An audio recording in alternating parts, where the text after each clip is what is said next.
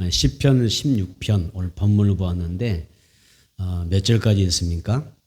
시편 16편 1절에서 16편은 1절에서 11절까지 있죠. 그래서 11절까지 있는데 아주 짧은 그런 시가 됩니다. 짧은 말씀이지만은 여기 자세히 보게 되면 나라는 말이 몇 번 나왔을까요? 시편 16편 1절에서 6절 짧은 말씀이지만 여기서 나라는 그 말씀이 그 단어가 몇 번 나와요? 25번 나와요. 25번 나옵니다. 그래서 우리가 여기서 잠깐 보면 나를 지켜주소서 내가 주께 피하나이다. 내가 여호와께 아뢰되 주는 나의 전임이오시니 주밖에는 나의 복이 없다 하였나이다. 여호와는 나의 산업과 나의 자녀의 소득이시니 나의 분깃을 지키시나이다. 내가 여호와를 항상 내 앞에 모시며 그가 나의 오른쪽에 계심으로 내가 흔들리지 아니하리로다. 우리 몇 구절만 봤는데 나라고 하는 단어, 내가라는 단어가 많이 있잖아요. 많이 있어요. 짧은 구절 속에 왜 이렇게 내가라고 하는 단어가 이렇게 집중돼서 우리들에게 소개되고 있는가? 왜 그런 것 같아요? 여기에서는 우리는 성도로서의 정체성을 가져야 된다. 나라고 하는 어떤 존재감, 나라고 하는 어떤 정체성, 나의 소중함을 우리가 간직해야 된다고 하는 메시지가 있어요. 그래서 우리는 성도로서의 정체성이 있어야 돼요. 나는 누구인가? 나는 어떤 존재인가? 나는 하나님과 삶 앞에서, 교회 앞에서, 사회생활하면서, 직장에서, 가정에서 나는 어떤 존재인가? 성도의 정체성이 분명해야 되고 성도로서 자존감을 가져야 된다. 자존감을 놓지 말아라. 이런 말씀이에요. 그래서 나는 더 이상 하찮은 존재가 아니다. 하찮은 존재가 아니라 하나님이 너무 귀하게 보시는 소중히 여기시는 존귀한 자, 거룩한 하나님의 자녀인 줄로 믿습니다. 그래서 나는 보배로운 존재야. 이걸 가져야 돼요. 그래서 우리가 이 베드로전서 2장 9절에 보게 되면 너희는 택하신 족속이요 왕 같은 제사장들이요 거룩한 나라요 그의 소유된 백성이 이런 말씀이 있어요. 자, 이런 말씀도 보게 되면 우리가 어떤 존재요? 대단한 존재잖아요. 하나님 앞에 거룩한 백성들은 존귀한 대단한 존재잖아요. 보배로운 존재라 그 말이에요. 그런데 이렇게 내가 소중하고 정말 보배롭고 존귀한 하나님도 나를 볼 때 존귀한 자를 여겨주시는데 왜 나는 나를 가소평가할까? 왜 나를 같이 절하를 시킬까? 나는 부족한 삶이야. 그래 나는 없는 삶이야. 나는 별 볼일 없는 삶이야. 사람이 나는 뭐 쓸모없는 삶이야. 뭐 별것 아닌 존재야. 나를 스스로 확대하고 자극하면서 나의 그 존재감을 무너뜨릴까? 진짜 예수를 만나면 진짜 성령으로 충만한 사람은 자존감이 대단한 거예요. 나는 소중한 사람, 나는 택함 받은 사람, 나는 존귀한 사람, 하나님 편에 보시 나는 거룩한 보배로운 존재라 그 말이에요. 이걸 여러분들이 무너뜨리면 안 돼요. 내 스스로가 나라고 하는 존재를 하찮은 존재로 만들어가면 안 돼요. 하나님은 여러분들 어떤 존재감 속에 역사하시는 분이에요. 여러분은 소중한 존재입니다. 거룩한 자입니다. 다섯 해볼까요? 나는 소중한 삶이다. 존귀한 삶이다. 나는 아름다운 삶이다. 쓸모있는 사람이다. 이런 자존감이 여러분들에게 충만해져야 돼요. 하나님이 그걸 원하셔요. 그런데 여러분들이 마치 겸손이라고 하는 어떤 포장지를 딱 둘러서 그 안에 자존감을 딱 내려놓는, 나는 별 볼 일 없어. 그래. 나는 이게 겸손이야. 나는 별 볼 일 없는 존재야. 그렇게 사는 게 하나님 앞에 겸손한가? 이거 아니잖아요. 오늘 하나님께서 여러분들의 어깨를 좀 으쓱하게 만들어주시고 여러분의 목에 좀 기부스도 좀 넣어주시기를 축복합니다. 나는 소중한 존재야. 나는 정말 존귀한 자야. 나는 쓸모없는 삶이라 이 세상에 꼭 필요한 존재야. 하나님의 나라를 위하여 하나님의 거룩한 일을 위하여 나는 택함받은 존재야. 그래서 스스로를 홀대한다든지 함부로 자신을 망가뜨리는 삶을 살아서는 안 됩니다. 하나님 나를 이렇게 소중하게 존귀하게 여기시는데 그런데 여러분 자신을 너무 내가 가볍게 여기며 살아가고 있지 않은가 여러분들 한번 점검해 보세요. 그래서 오늘부터 여러분들이 하나님의 은혜 안에서 여러분 성령 충만하시고 자부심이 대단하시고 하면 긍지가 충만하기를 축복합니다. 어때요? 어깨 좀 올라갑니까? 뽕이 올라갑니까? 좀 어깨 올라가요? 여기다 뽕 하나 넣어도 괜찮아요. 넣으세요. 나는 소중한 사람, 존귀한 사람, 하나님이 오실 때 나는 존귀한 사람.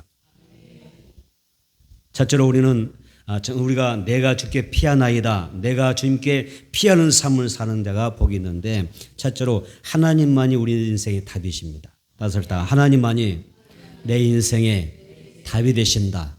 우리는 내 인생의 답이 되신 하나님 앞에 피하는 거예요. 내가 주께 피하나이다. 다시 그렇게 선포하거든요. 다시 따서 해봅시다. 내가 주께 피하나이다. 네. 다윗은 늘 그렇게 고백을 해요. 내가 주님께 피합니다. 왜? 내 인생의 답이 다 누구로부터? 하나님부터 오기 때문에 그렇습니다.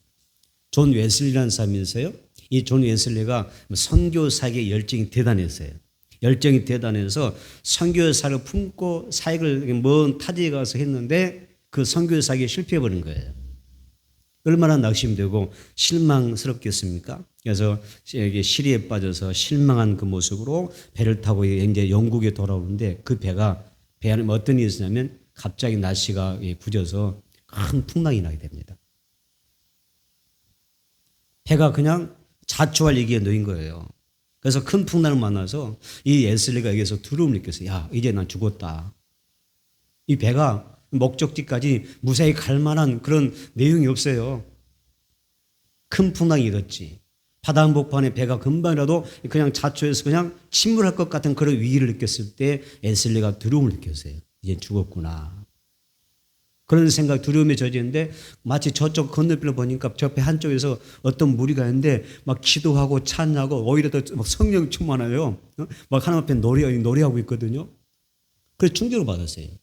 아니 이런 상황에서 이 풍랑 가운데 지금 배가 금방도 침몰해서 다 죽겠었는데 어떻게 저 사람들을 저렇게 태연하게 찬양하고 하나님 앞에 기도할 수 있을까? 충격을 받은 거예요. 그래서 그들에게 다가갑니다. 아니 당신들은 이런 상황에서 어떻게 우리는 좀 두려움에 빠지는데 금방 죽을 것 같은 이런 위기를 느끼고 있는데 두려워 죽겠는데 어떻게 당신들 이렇게 태연하게 찬양하고 기도하십니까? 이렇게 물었단 말이에요. 뭐라 답했을 것 같아요? 그 무리가 이런 말로 대물려 묻습니다. 하나님이 우리와 함께 하시는데 왜 두렵죠? 하나님이 우리와 함께 하시는데 왜 두렵죠? 옆 사람 보고 하나님이 우리와 함께 하시는데 왜 두려우시죠? 웨슬리가 여기서 더 큰 충격 또 받아. 한 번 더 받아.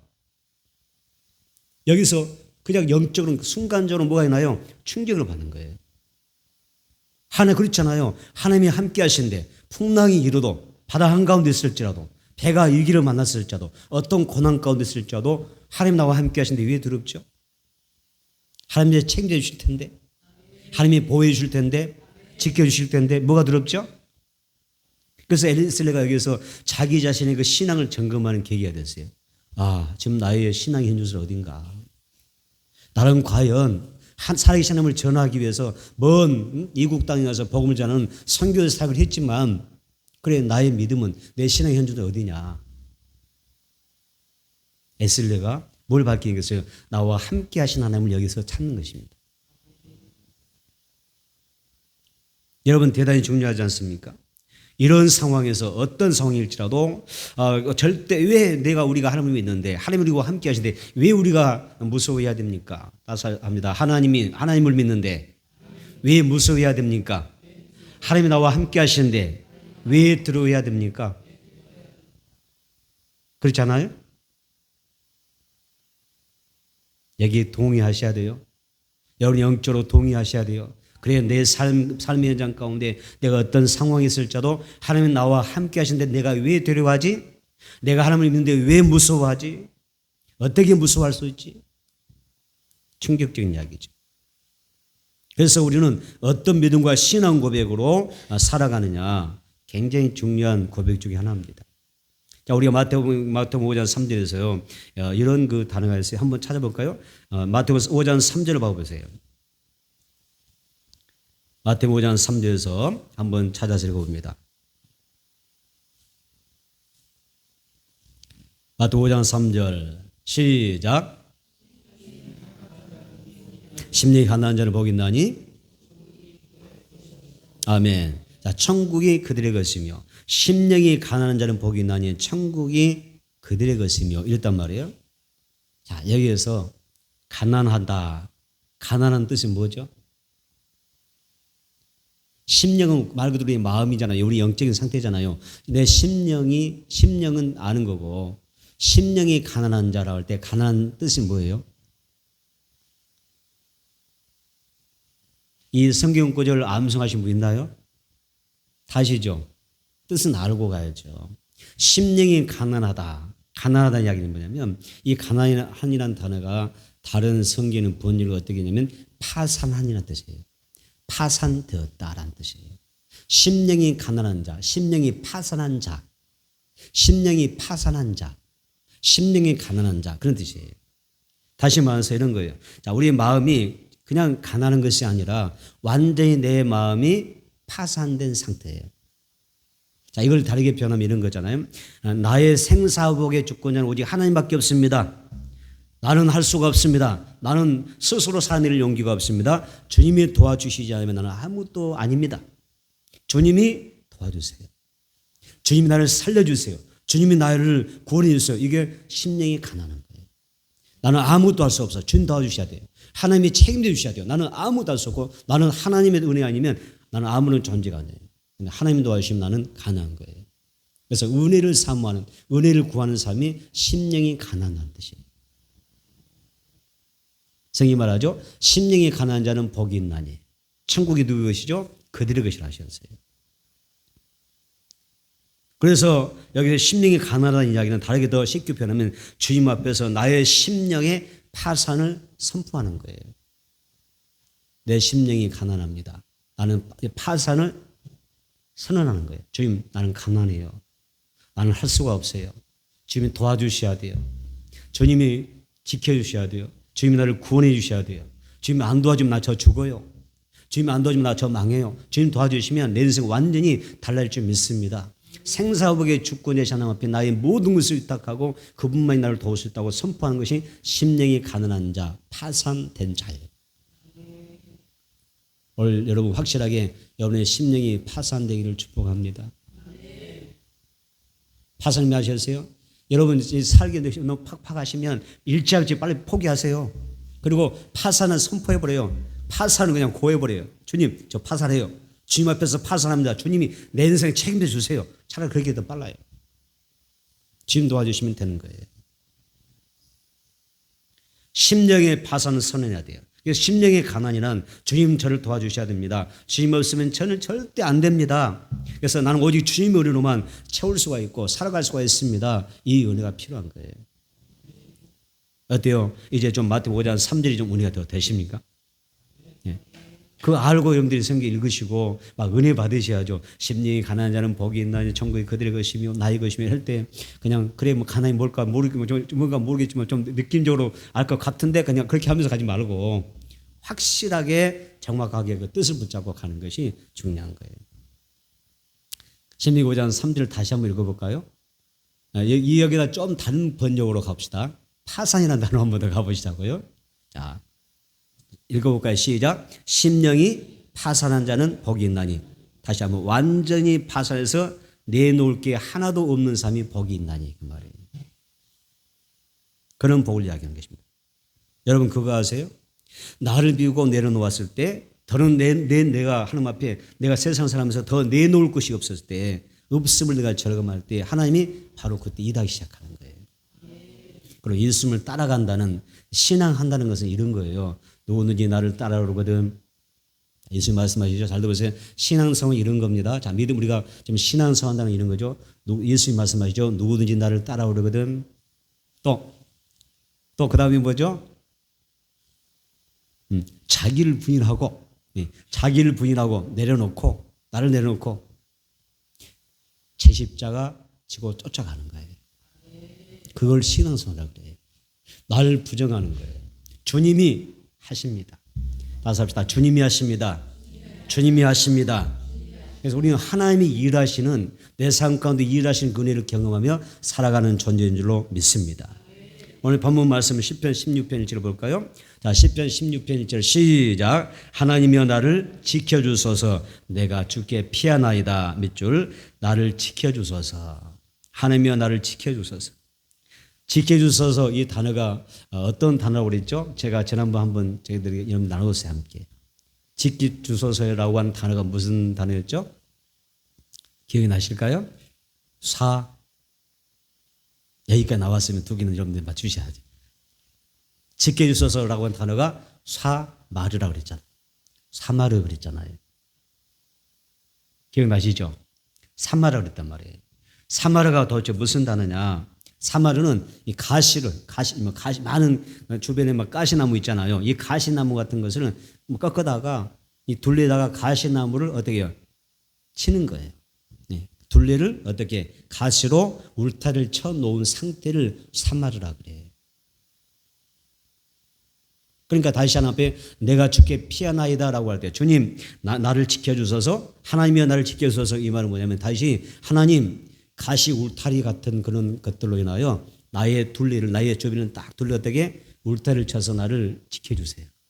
사마르 해주세요. 그런 뜻이에요. 다른 그런 뜻이 있었어요.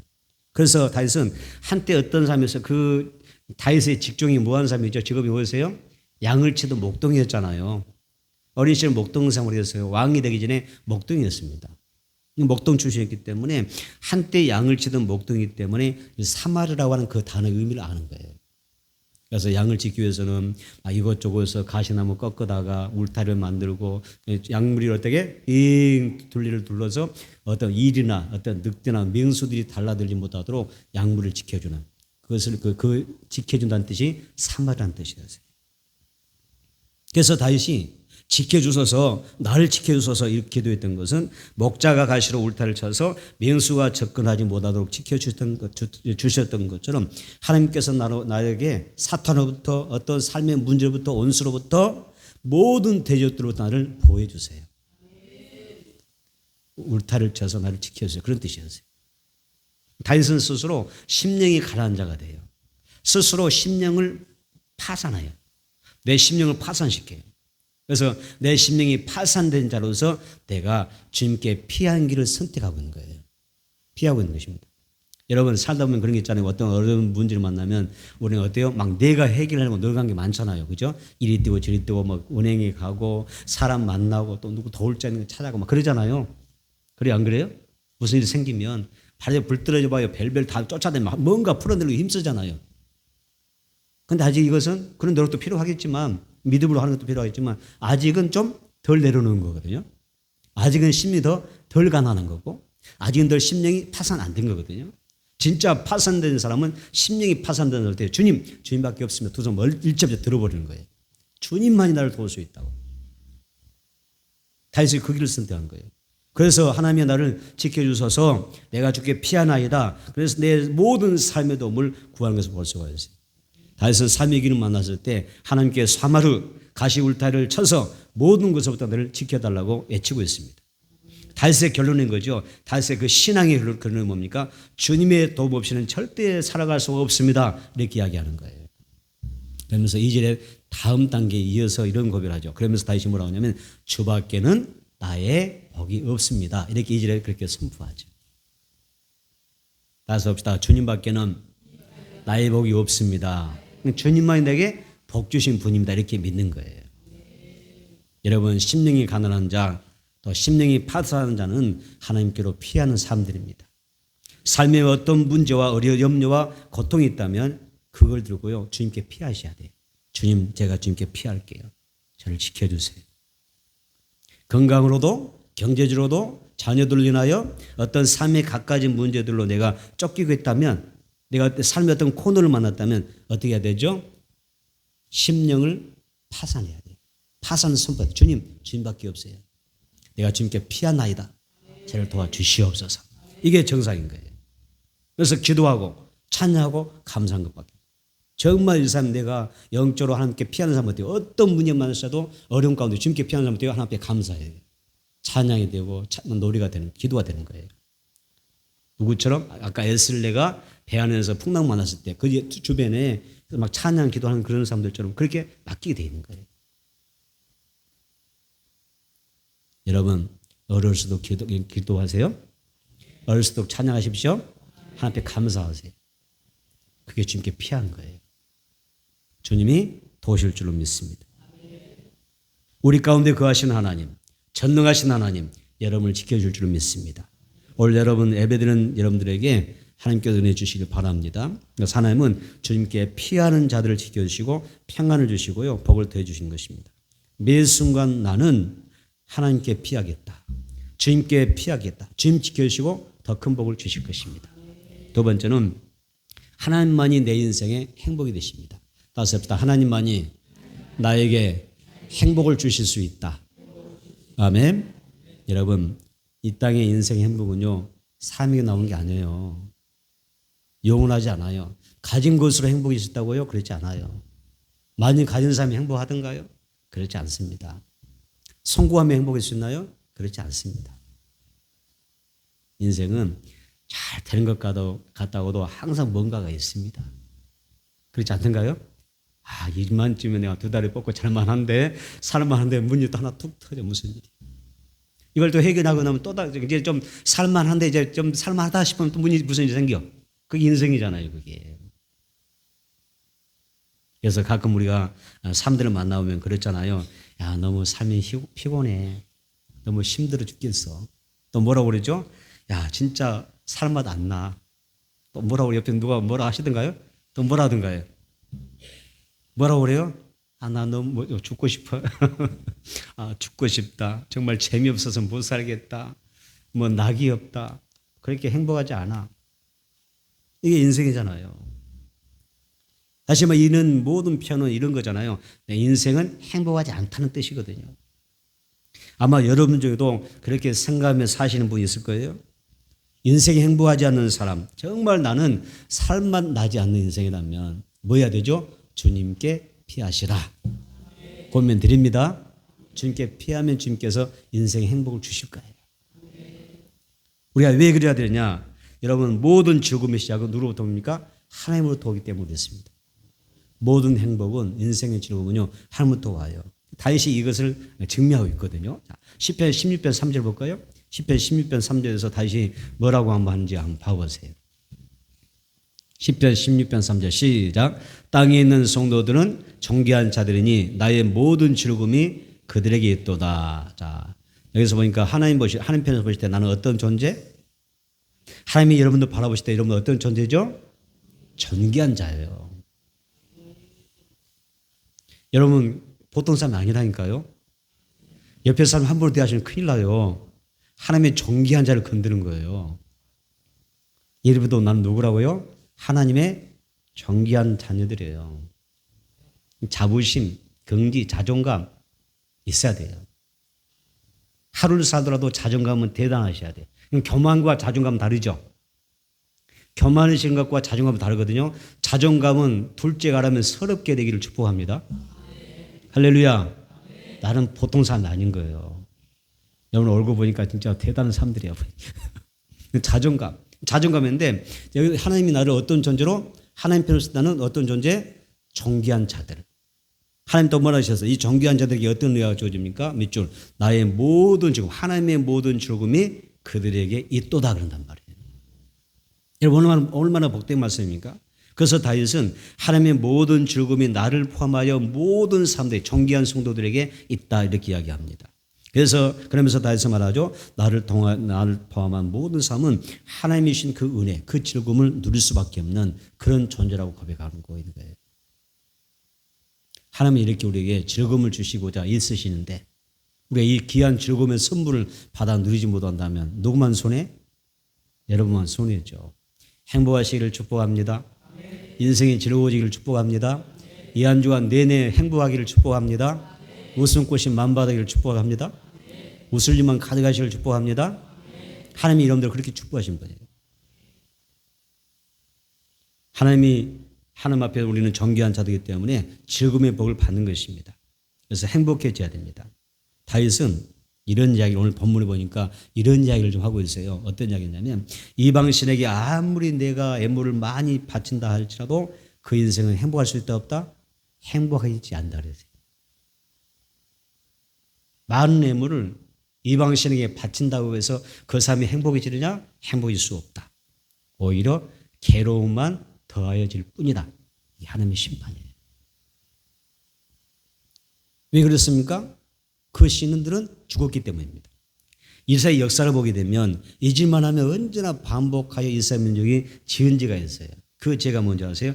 하나님과 더불어서 겸하여 세상을 섬기고 우상을 섬겼어요. 하나님만 섬기라고 딱 선택해 놓았더니 하나님만 섬기면 좋겠어요. 근데 가끔가다 세상도 섬기고 사랑하고 우상도 섬기고 다른 신을 섬기는 거예요. 이것이 이스라엘 민족의 죄입니다.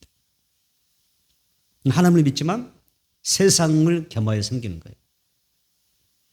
오늘 여러분들에게 걸려지는 축복이, 걸려나가는 축복이기를 축복합니다.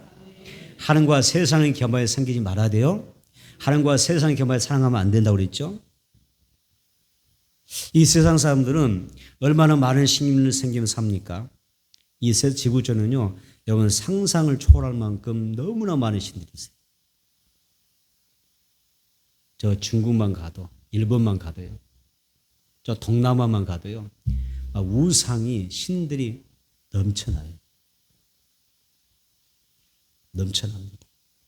그래서 상상을 초월할 만큼 너무나 많은 신이 이 땅에서 수많은 사람들부터 섬김을 받고 있습니다. 바울이 막 선교사를 가다가 어느 동네에 갔더니 여기에 보니까 이런 신도 있더래요.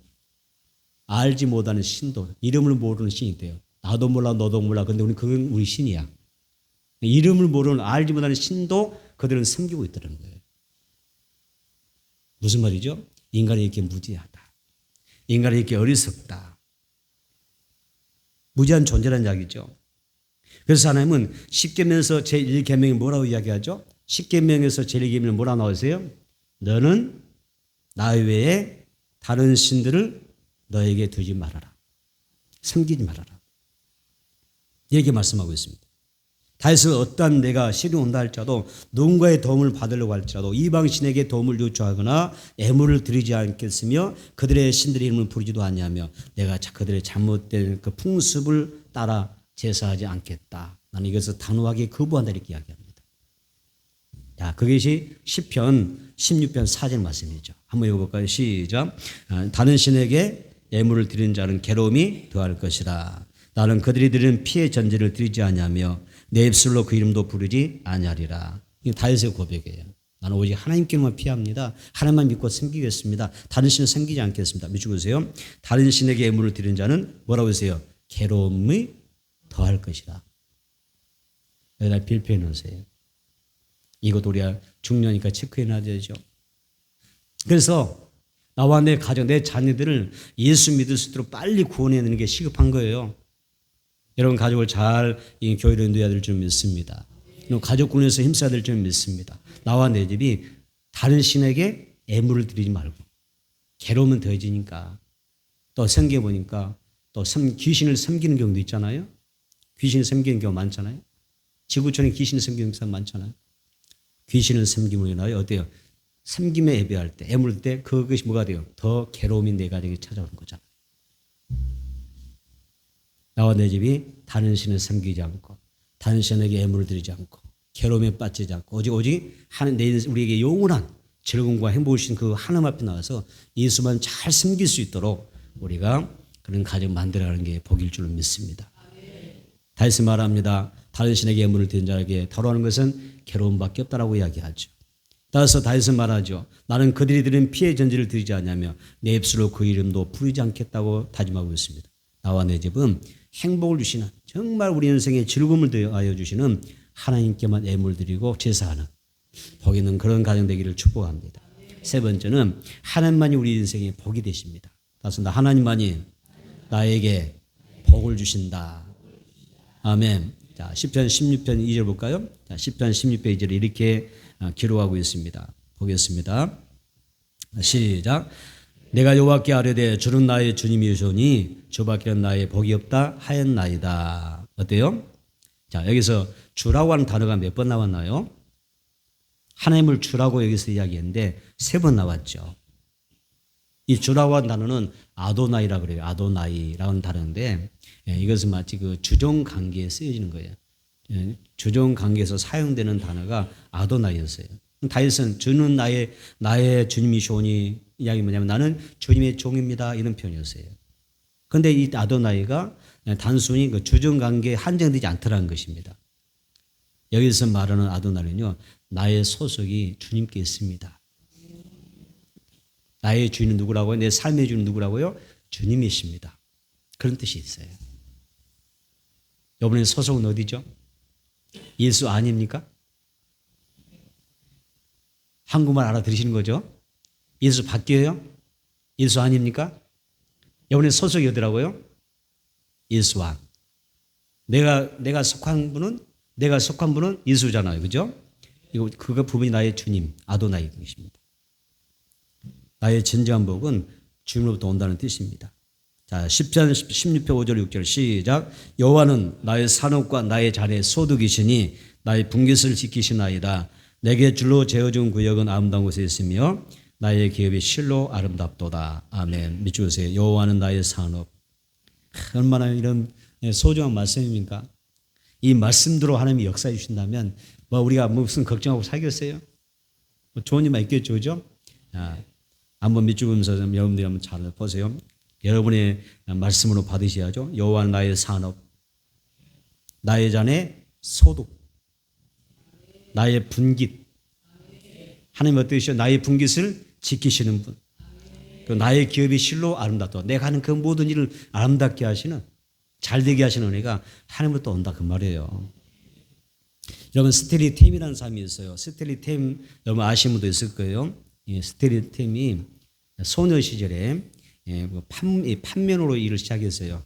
소년 시절에 판매로 방문을 하면서 판매로 일을 시작했는데 나중에 이 사람이 세계 굴지 아주 엄청난 기업을 하나 세웠잖아요. 스테리템이 무슨 기업을 세웠죠? 제가 좀 안 물어봐도 될 텐데 굳이 꼭 물어봅니다. 이게 물어보는 이유가 있죠. 여러분과 좀 소통하고 싶어서 그런 거예요. 이해를 하시고 들으세요. 이 사람은 세계 굴지의 이 플라스틱의 창업자가 됐죠. 그런데 이 스테리템의 간증 가운데는 내가 이렇게 성공한 그 성공의 배경을 자기에게 두지 않습니다. 내가 노력해서 땀 흘려서 성공했다. 이렇게 세계 굴지에 내가 기업을 만들었는데 창설했다. 이렇게 말하지 않습니다. 내 성공의 배경은 누구죠? 하나님이십니다. 그럽니다. 하나님이 나를 성공케 하셨다는 거예요. 이 플라스틱을 처음에 이 플라스틱 회사를 인수했지만 회사가 점점 어려워져서 나중에 어떠냐면 재정난에 시달리면서요. 이 회사가 부도가 나버려요. 그래서 이 회사가 문을 닫습니다. 그래서 아주 깊은 절망감에 빠져서 있다가 어느 날 새벽에 교회를 나가죠. 교회를 나가서 그가 하나님 앞에 간절히 기도합니다. 기도를 막 열심히 얼마나 이 부도 나서 문 닫아버리는데 얼마나 힘들겠어요. 간절히 하나님 앞에 기도를 시작해요. 근데 갑자기 뭐가 떠오르냐면 베드로가 떠오르는 거예요. 베드로 아시죠? 베드로가 떠오릅니다. 베드로가 보이는데 물에 빠져가면서 베드로가 막 거기서 허우적거리면서 막 살고 발버둥 치는 그런 모습이 보이는 거예요. 근데 그 모습이 꼭 자기 모습인 거예요. 마치 자기가 베드로인 것처럼 자기 막 처지가 생각나니까 막 거기서 하나님 앞에 서럽게 얼마나 울면서 기도했지 않겠습니까? 한없이 기도합니다. 또 한 가지 기도하다가 또 한 가지가 딱 스쳐가는데 이제는 베드로가 물질을 예수를 손잡고 걸어가는 장면이 딱 떠오르는 거예요. 그 장면이 또 떠오르는 거예요. 그러면서 그가 여기서 딱 뭔가 영적인 영감이 오지 않습니까? 감도는데 다 한 가지 기도하죠. 주님께서 제 손을 붙들어 주시면 저는 얼마든지 일어설 수가 있습니다. 이제부터 나의 기업은 누구죠? 나의 기업은 주님의 것입니다. 제 기업은 하나님의 것이라고 선포하죠. 하나님께서 제게 명령만 내리세요. 저는 절대적으로 하나님의 뜻이라면 무조건 뭐하죠? 승복하겠습니다. 이제부터 우리 회사의 이 주식의 51%. 여러분 사이즈가 다르잖아요. 뭐 지어낸 이야기가 아니라 실제로 고민하는 거잖아요. 하잖아요. 그래서 이제부터 우리 회사의 주식의 51% 하나님의 것입니다. 무서운 사람. 그냥 인간적으로 볼 때 무서운 사람이에요. 이렇게 선포합니다. 그리고 회사 수익금의 중에서 50%는 무조건 하나님께 바치겠습니다. 이렇게 선포하죠. 이제부터 이제 사업을 시작합니다. 다시 하는데 어때요? 막 잘 되는 거잖아요. 하나님 손에 맡긴 후에 다시 기적 같은 일이 생겨나면서 회사가 다시 세워져서 일어서게 됐죠. 그래서 하나님 앞에 그 기업은 어떤 기업이냐 이렇게 이야기하죠. 내가 베드로가 물질을 예수님과 함께 걸어가는 것처럼 우리 기업과 내가 하나님의 손을 붙잡고 물질 걸어가는 것 같은 그런 기업이라는 거죠. 회사가 날로 번창합니다. 그리고 하나님 앞에 그 51%라고 하는 그 이야기 아까 고백했잖아요. 하나님 앞에 소원했던 부분인데 자기 이렇게 하죠. 자기가 이 약속을 지켜내기 위해서 회사에 뭐가 있어요? 항상 회사마다 회사의 정관과 자기의 유언장에다 이걸 기록해 놓습니다. 이건 반드시 우리 회사가 우리가 뭐 해야 한다는 이야기죠? 지켜야 된다. 이 회사가 이 사람이 얼마나 하나님의 복 받아서 나중에 하나님의 그 사역에 선교사역에 크게 쓰인 줄 아십니까? 그리고 그 기업의 공장 내부 이 건물에는 이런 문구가 있대요. 따서 봅시다. 그리스도가 답이다. 그렇게 문구가 써야 돼요. 사람들이 물건 사기 위해서 막 상담하러 왔다가 제일 먼저 보이는 뭐냐면 문구가 거기 공장 문 있고 얘가 그리스도가 답이다라고 써 있으니까 그것을 보고 와서 들어와서 물건 사기 전에 뭐냐면 신앙 상담하는 거예요. 저게 무슨 말이냐. 그러다 보니까 신앙 상담이 되는 거예요. 세트리 어느 것도 감정이 또 파워가 있습니까? 그죠? 팩트가 있잖아요. 얼마나 이 스테리템이 가지고 있는 그 간증이 큽니까? 힘이 있습니까? 그래서 거기서 예수 믿는 사람들이 굉장히 많이 나왔다고 하는 간증도 있습니다. 여러분 기억하세요? 예수가 답이에요. 따라서 예수님이 내 인생의 답이다. 내 삶의 답이다. 내 가격의 답이다. 몰라. 이거 써붙이려나 몰라 누가. 내 하는 모든 일에 예수님이 답이시다. 그리스도가 답이다. 죽게 피하는 사람은 하나님만이 나의 산업과 나의 자녀의 소득이시니 나의 분깃을 지켜주십니다. 이 고백을 하는 것입니다. 자, 시편 16편 8절 9절 한번 봐볼까요? 시편 16편 8절 9절 읽어봅니다. 시작. 내가 여호와를 항상 내 앞에 모시며 그가 나의 오른쪽에 계심으로 내가 흔들리지 아니하리로다. 이러므로 나의 마음이 기쁘고 나의 영도 즐거워하며 내 육체도 완전히 살리니. 아멘. 할렐루야. 너무 좋죠 이 말씀. 너무 어려운 말씀이지 않습니까? 밑줄 보세요. 내가 항상 여호와를 내 앞에 모시며 항상 내 앞에 모시고 사는 거예요 하나님. 그랬더니 하나님 내 곁에 항상 계시고 내가 흔들리지 않아요. 내 마음은 항상 기뻐요. 할렐루야. 내 영도 즐거워져요. 내 육체도 건강해져요. 완전하게 건강한 모습으로 살아가는 거예요. 항상 내 앞에 모시며 다윗이 그렇게 선포하잖아요. 여러분 성도가 희망이 없다면 기도 못할 거예요. 여러분이 기도할 수 있다고 하는 것은 지금 기도하고 있다고 하는 것은 희망이 있기 때문에 그런 거예요. 만약 희망이 없는 사람이 기도한다면 희망 없이 기도한다면 하나님을 기만하는 기만죄에 빠지는 거예요. 희망을 가지고 기도해야 돼요. 예수님이 말씀합니다. 마태복음 21장 22절에서 너희가 기도할 때 무엇인지 믿고 구하는 것은 다 받으리라고 말씀하십니다. 주님 믿으시기 바랍니다. 기도안으로 주실 줄 믿습니다. 무엇인지 구하면 주님이 응답해 줄 줄 믿습니다. 풀어줄 줄 믿습니다. 그래서 하나님 앞에 주여 믿습니다. 진정한 마음으로 외치고 나아가게 되면 하나님이 크게 도와주실 것입니다. 하나님께서 주님께 피하는 그 기도, 도움을 요청하는 기도를 왜 외면하십니까? 그래서 다윗은 11절에서 말하지 않습니까? 주께서 생명의 길을 내게 보이시리니 주의 앞에는 충만한 기쁨이 있고 주의 오른쪽에는 영원한 즐거움이 있나이다. 이렇게 선포하고 있지 않습니까? 여러분 말씀을 정리하겠습니다. 다윗의 신앙 고백 중에는 아주 독특한 표현 방식이 하나 있는데 어떤 표현 방식이냐면 주께 피하나이다 이 표현이에요. 그래서 여러분들 시편을 한번 좀 많이 읽어보세요. 다윗의 시를 중심으로 시편을 읽어보면 다윗은 내가 주님께 피합니다. 주께 피한 자는 복이 있나니 이렇게 나가는 거예요. 시편 16편만 그런 내용이 있는 것이 아니라 시편의 그 다윗의 시 가운데는 이 표현이 굉장히 많아요. 주님께 피합니다. 주께 피합니다. 내가 주께 피하나이다. 이런 고백이 너무 많아요. 시편이 곳곳에 가득해요. 다윗은 아는 거예요. 주께 피한 자가 복이 있도다. 주님이 도우신다고 하는 것을 알고 있기 때문에 그렇게 선포하는 것입니다. 여러분 나를 도울 그 누군가 어떤 사람을 찾기 이전에 물론 찾으면 좋겠지만 그 누군가의 도움을 받으면 정말 행복한 일이지만 그 전에 주님께 피하는 그런 복을 받으세요. 주께 피하시기 바랍니다. 그래서 뭔가 무슨 일을 할 때 어떤 사람 이사 간다고 막 날짜도 정하지 뭘 잡죠? 이사 간다면 뭘 잡아요? 날 잡잖아요. 막 기일을 잡고 뭐 좋은 날 잡아서 그날 가는 이사 짬뽕이에요. 그런 좋은 날 잡으려고 그런 생각하면서 달력을 들다 골라치면 차라리 주님 앞에 먼저 맡기고 물으세요. 주님 어떻게 해야 될까요?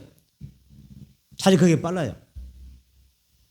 주님이 답을 주시면 주님께서 허락해 주시면 더 좋은 날, 더 형통한 날들이 펼칠 줄 믿습니다. 복을 얻겠다고 이곳저곳 끼웃거리지 마시고 마음복에 그러신 하나님 앞에 딱 나와서 누구처럼 다윗처럼 예배드리고 애물을 드리면서 하나님 앞에 영광 드리세요. 하나님께서 마음껏 복 주실 줄 믿습니다. 내 영과 혼과 육을 책임져 주실 줄 믿습니다. 오늘 8절에 말하지 않습니까? 내가 여호와를 항상 내 앞에 모시며 내 마음이 기쁘고 즐겁고 내 영이 즐거워지고 내 육체가 완전히 살게 되리라. 이렇게 말하지 않습니까? 그러면서 다시 말합니다. 시편 5절 6절에 하나님 앞에 어떻게 주께 피하면 무슨 복 주시죠? 이런 복 주잖아요. 5절 6절 여호와는 나의 산업과 나의 잔의 소득이신 나의 분깃을 지키시나이다. 내가 줄로 재어준 구역은 아름다운 곳에 있으며 나의 기업이 시엘로 아름답도다. 여러분의 가정, 가게 하는 모든 일이 아름답게 될 것입니다. 날로 번창하고 창대할 줄은 믿습니다. 평안할 줄은 믿습니다. 형통할 줄은 믿습니다. 막히지 않는 형통의 은혜가 있기를 원합니다. 하나님은 주께 피하는 사람들을 항상 지켜주시고 도와주신다는 것을 꼭 기억하시고 여러분들이 살아가는 이번 한 주간 되기를 축복합니다.